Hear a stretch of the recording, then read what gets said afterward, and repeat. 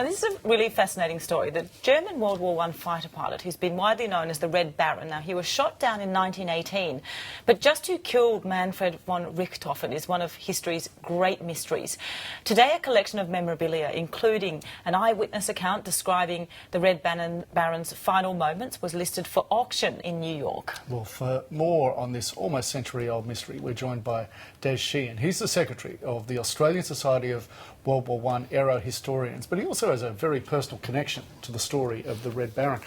Des, afternoon. Thanks for coming in. Thank you. Solve an almost century-old mystery for us all. Who shot down Manfred von Richthofen?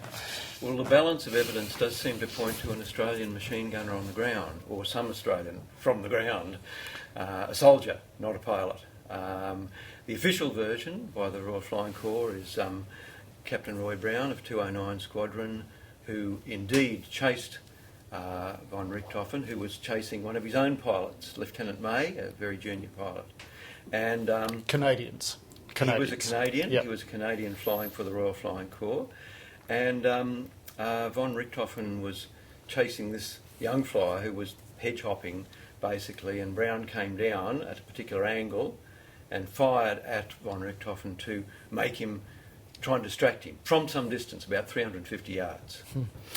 Des, as Scott mentioned, your family is connected to this story. Your father was the pallbearer at the Red Baron's funeral. We should just mention the Red Baron credited with 80 victories, apparently, so one of the most celebrated, in a way, fighter pilots of the time. How did your father come to be a pallbearer at that funeral?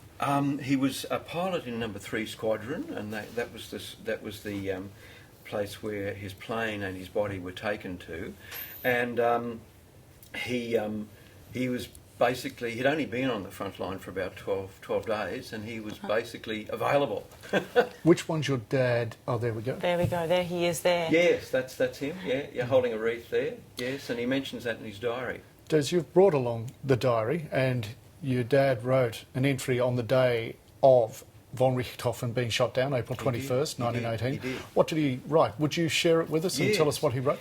I should though mention that I said Roy Brown was the official version, but in fact the general version is that it was Cedric Popkin who was the particular gunner, and he was mentioned in that article. Australian? Yeah, Australian. Yes, this diary was only found a couple of years ago, and on the particular day, my father wasn't flying, but he says something that's quite perceptive. It's a bit gung-ho. Sunday, 21st of April. This is the diary here. Wow. Amazing, beautiful writing. 21st of April 1918. Captain Jones gets a Hun this morning. Shot somebody down. Garrett and Simpson, while on photos, meet the circus. In the scrap, Richthofen goes down. On their return, Garrett reports they shot down a red triplane. When it becomes known who is down, every machine in the air claims to have shot him down.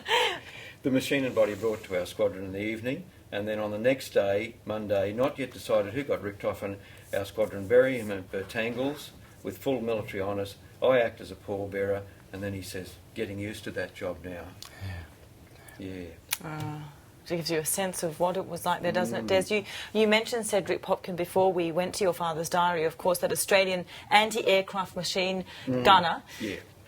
Now, this question about whether he, in fact, shot from the ground and shot the Red Baron there in the air. So this is the contentious issue now. That is indeed. And there's been an enormous number of books and articles and everything written about it. In fact, C.E.W. Bean thought it was Popkin and did a lot of research about that as well.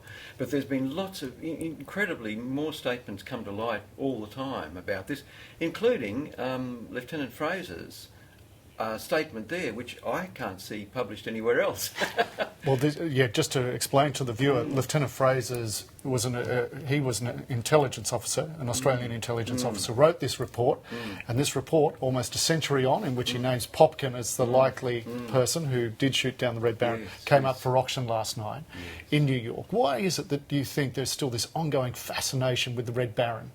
Well, I suppose Snoopy reminds us of that, but no, it's still. I mean, he's seen as a knight of the air, and he was, and he certainly is fabled, and he was indeed, part of the German aristocracy at the time, and of course, and also it's an aspect of World War I that does seem heroic. still to this day. Des Sheehan, such a pleasure to meet you and also see such a beautiful old diary, part of your history. We so appreciate you coming in to talk to us today. Thank you. Thanks, Des. Thank you.